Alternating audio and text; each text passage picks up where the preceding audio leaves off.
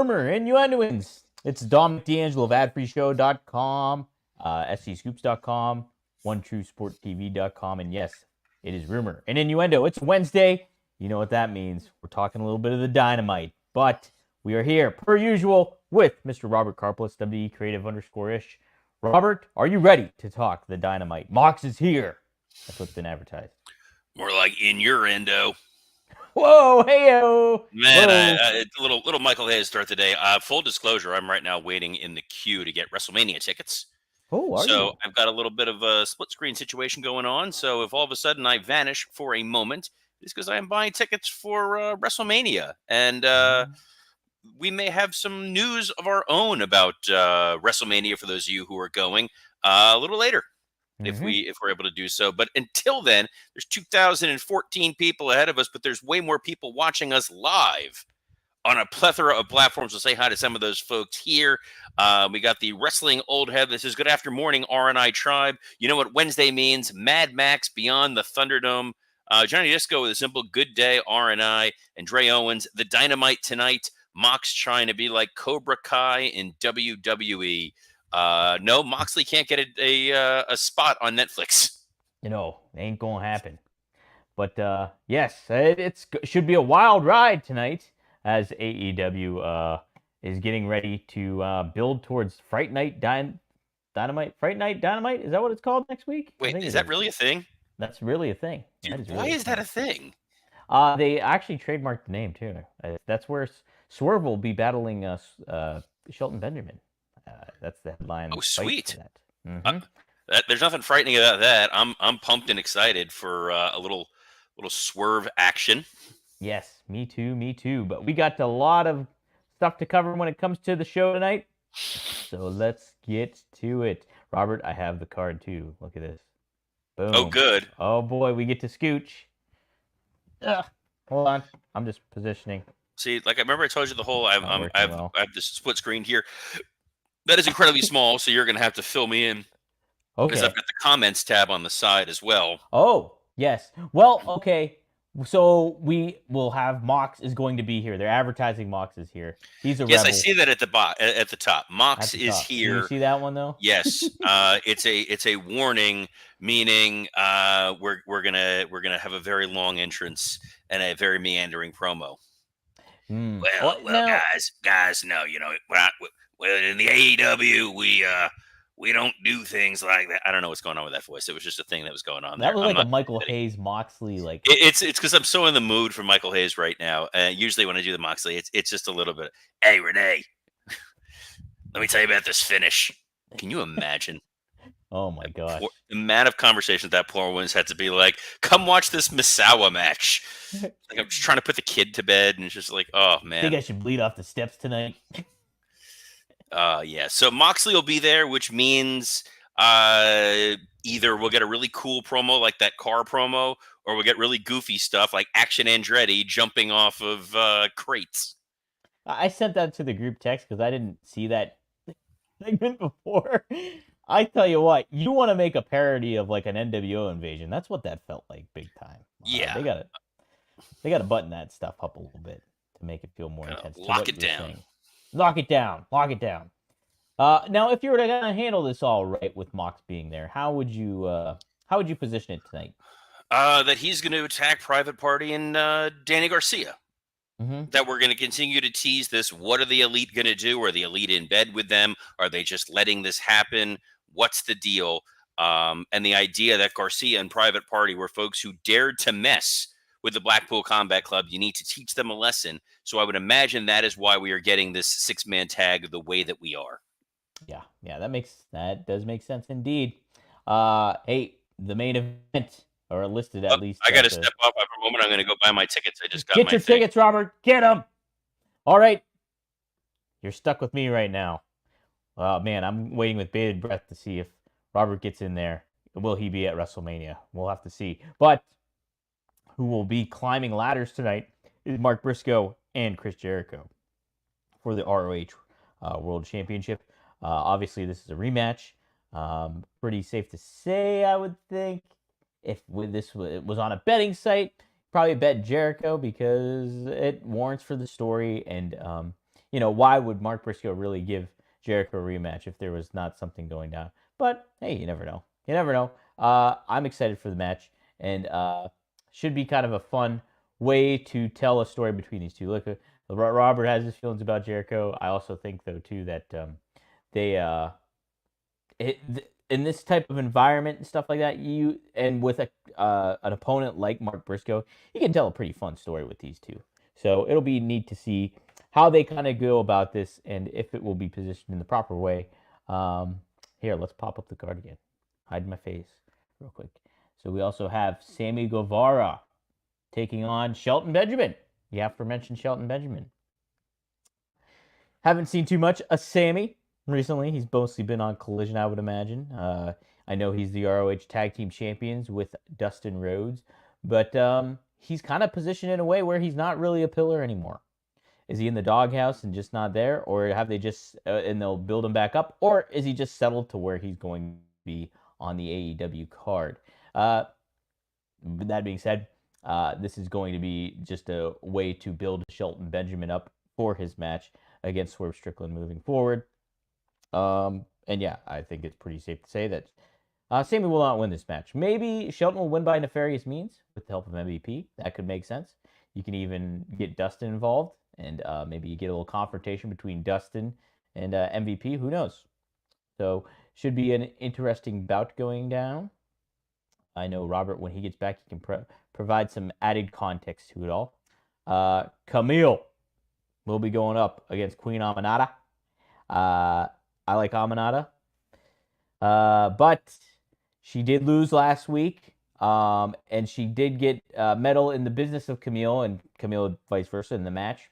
And like Aminata got the better of her. She kind of did in that little exchange, but again, Aminata lost clean to Mercedes Moné.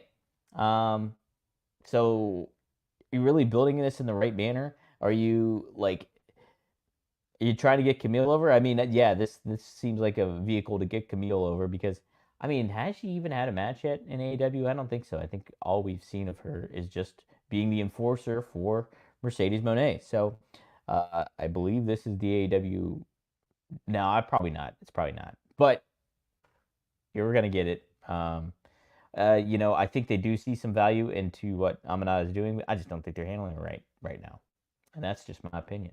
That's what I think about that. We also have, haven't seen these folks in a while, at least two of them. House of Black will be in action. So we'll get Brody King back with Malachi Black. Oh my God. I called him Alistair. Malachi Black and Buddy Matthews. So who knows? Who knows what's the deal? There are reports regarding the Lucha Brothers. So, it seems like that Rey Fenix is stuck in the AEW purgatory right now. Well, Penta is set to be a free agent.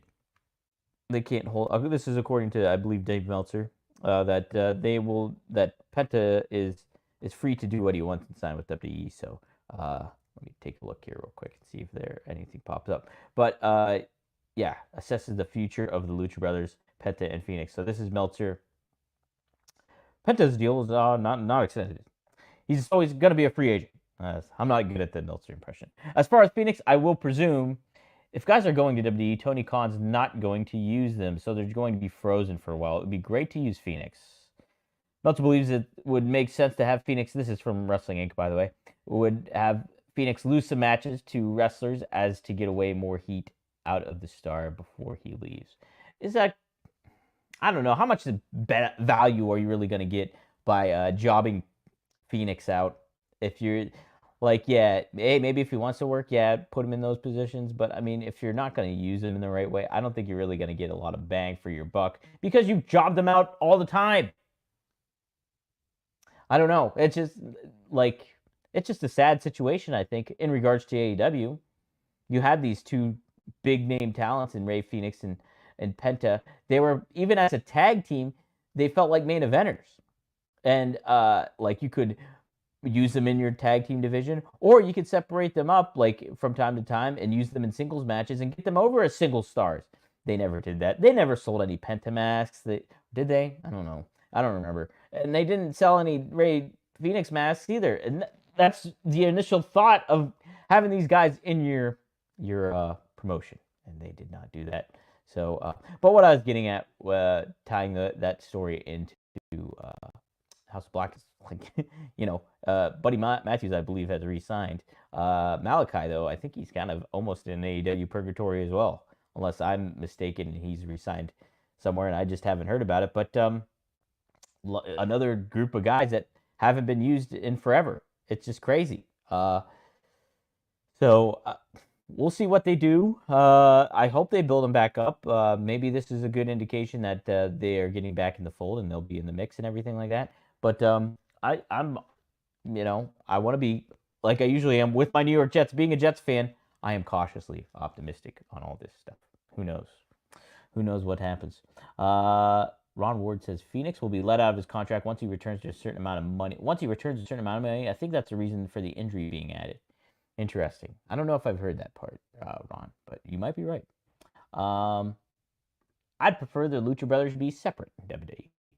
George J, I see where you're coming from, but I actually think you could use them in the manner that AEW should have used them in having them as a tag team, a brothers tag team together, but then utilize them as top single stars too. That was the point of having them in AEW. J. as it would be better to job him than a local enhancement, but be respectful about it. Competitive matches. Yeah, I just don't. Again, I just don't see the value in doing that for Phoenix nor for AEW because it's like, okay, you beat Phoenix, we haven't seen him in forever. We know what's happening. We know what's going down with him. It's just, I don't know. I'm not too keen on all that. Yeah, Phoenix never got to rise in AEW. That's true. Wrestling will have very true. What else we got here on the card? Who? We also have. We'll hear from Kyle Fletcher. So, we got introduced to the new Don Callis family last week. They look legitimate. They look like the faction of AEW based on physical presence. You got Lance Archer. You've got Brian Cage. You got Kyle Fletcher. You've got, there's one other person. Help me out here. Who else is in the, oh my goodness. You got Takeshita in there as well. So, and they look, they have quite the presence. And then what are they going to do with Hobbs when he comes back? Is he going to be there? Will he also be there? That's just a big faction. So yeah, I like Kyle Fletcher being positioned in that manner. Like him staying heel, not aligning with Ospreay, and being alongside like physically big names like a Archer, like a Takeshita, and Cage, who is bigger in width than he is in height, but still big looking dude, still intimidating presence. All those guys will elevate one another, I think, if AEW positions him in the right manner. So hopefully this is a sign of things to come for Kyle Fletcher. Give him a little bit more talking time and be able to get himself over as well as the Don Callis family. So that is what they have on tap for the Dynamite. Robert, did you get your tickets? I'm going to WrestleMania. Yeah! Wow! Ooh, wow! What a thrill! Man, what a thrill indeed! Boy. All the contacts and people that I wanted to go through, and instead I'm just like, you know what? Let's buy these so that I know that they are halfway decent seats, and that I am going to the granddaddy of them all. Are you in the black hole of the Raiders? I have no idea. You don't know if you're in the black. Okay. Dude, I bought seats. They're somewhere in the building. That is all that matters. Oh, nice. Man, I hope they give you a grandiose entrance, for a WrestleMania moment for you, Robert. That's what I'm hoping for. I didn't get one of the actual WrestleManias that I worked, but at least now. But now they'll pay it forward. Robert, I commented on some of these matches here, but let's get. I'll field this. Okay. Yes. How do you feel? Now that I feel like I'm secure. Okay. Stupid graphic is killing me. All right. Chris Jericho, Mark Briscoe, ladder war match. Look, if there's one thing Jericho can't screw up, it's falling off of a ladder. So I'm at least excited for that. Like, he can't botch gravity. He might, but he can't botch gravity. We talked about the 6-man tag. My guess is this is going to be the situation with which we are going to see the emergence of Moxley and crew. Sammy Guevara, Shelton Benjamin. Sammy Guevara had talked about that this was a big match for him because Shelton Benjamin was an inspiration. They posted a picture of Sammy back when he was a little girl taking a shot with Shelton Benjamin, and now here they are. I think Shelton's going to have a great match with Sammy, and it's a good opportunity for Sammy to continue to show that he has matured and become a responsible member of the roster. If he winds up injuring Shelton Benjamin, yikes. Queen Aminata versus Camille. Huh? We're using this match to promote the match we saw last week where Queen Aminata already challenged. Hard pass. House of Black, they're still a thing. That's exciting. Yeah. I love House of Black. I wish they used them more. Excited to see what's going on there. Kyle Fletcher. I thought we heard from Kyle Fletcher last week. He was all sweaty and wearing denim, but now he's going to be sweatier and wearing more denim. And then I know there's something with Hook. Can you please turn this graphic off? My neck is starting to hurt. There we go. Yeah. How about it? How about it, man? So, Robert, are you excited? Are you excited for this Dynamite card? I mean, no. I didn't think so. No, not at all. I think at the end of the day, what's exciting about this episode of Dynamite is, well, I started that sentence hoping I was going to have a way to end it. You didn't have one? I didn't have one. Wow, that's a shame. I'm lost for words. I'm at a loss for words. It'll be fine. They've got to build to their next pay-per-view, so I guess we're going to start. I think it's Full Gear's next, Full right? Gear's next. Full Gear is next. They're going to have to determine who Moxley is going to face for challenge or to have challenge for that title. So we'll see where that ultimately winds up going. It looked like there was a couple folks that attacked the crew at the end of the pay-per-view. So you could go with an Orange Cassidy, you can go with a Darby Allin. There's always a dark horse they can pull out there to go challenge with Mox. It's the distinct lack of intrigue that's kind of surprising about this particular show. I think Mark Briscoe will do everything he can to get a great match out of Jericho, but it feels like a bit of a filler episode. Yes, they have the MOX graphic, but we'll see. Yeah, it's I mean, the thing is, Mox has been there for weeks, so he's here this week. Hopefully there'll be something. Do you, from how they're directing this all? Does it feel like Mox is operating this all on his own, or do you think there is a higher power that is working? They kind of made it seem like they made it seem like he was operating with somebody. That there was someone who was pulling the strings behind this. They really haven't doubled down and committed on it, so there are the possibilities that it really is just Moxley in charge, which if that's what it is at the end of the day, I don't hate that because Moxley has held himself out as a locker room leader. I think it's the lack of a strong direction with this coming off of the end of Wrestle Dream where Bryan Danielson is gone, and that should have been a bigger story.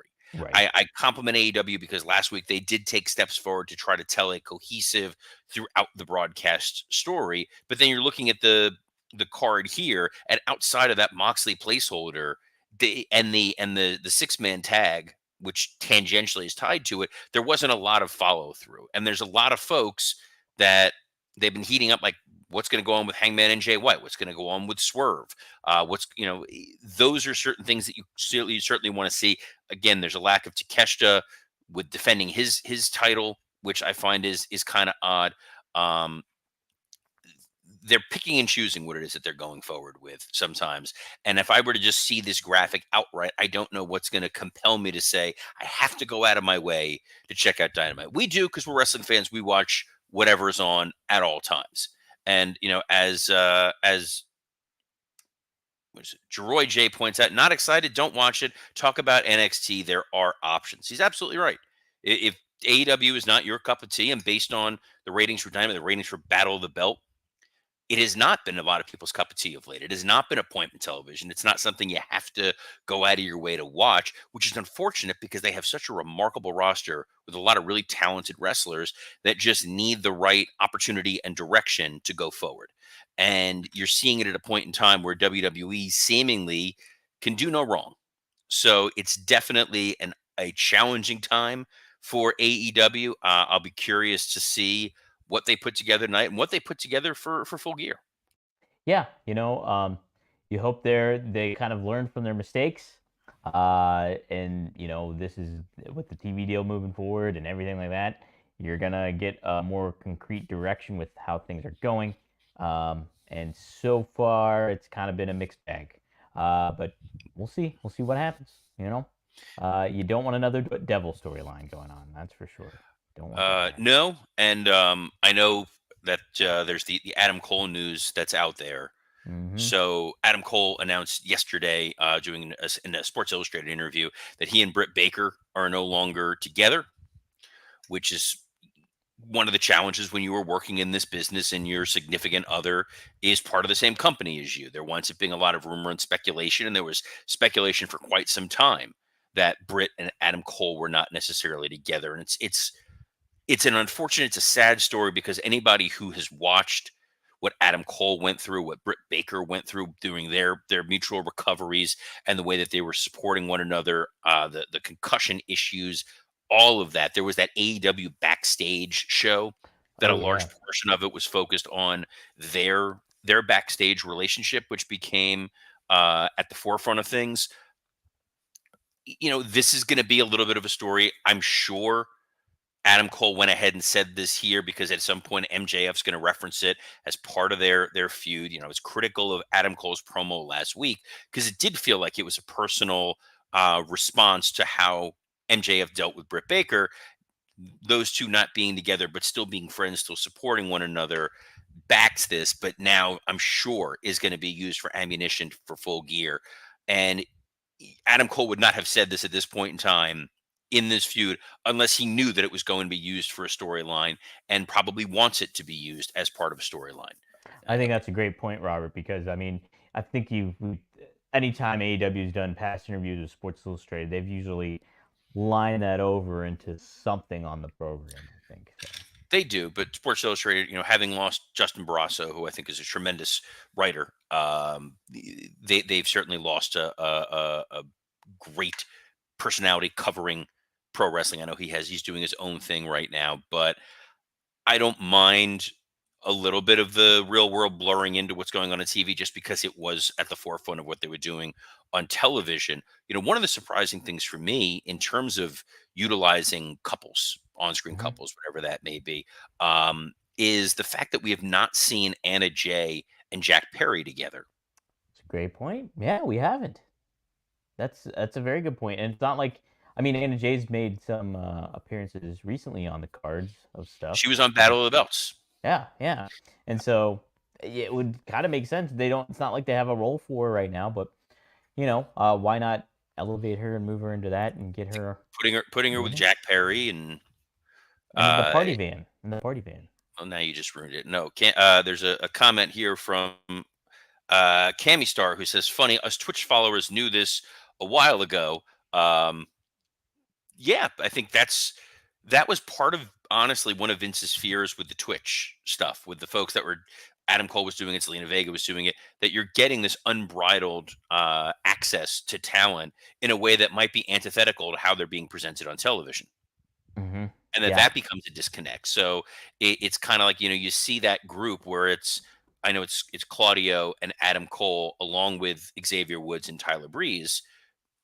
Like, well, those guys shouldn't be together, especially given that Claudio is part of this militant group of behemoths who are trying to destroy AEW, and Adam Cole is all about the young locker room. But this is the world that we are in right now. It's the blending and merging of kayfabe.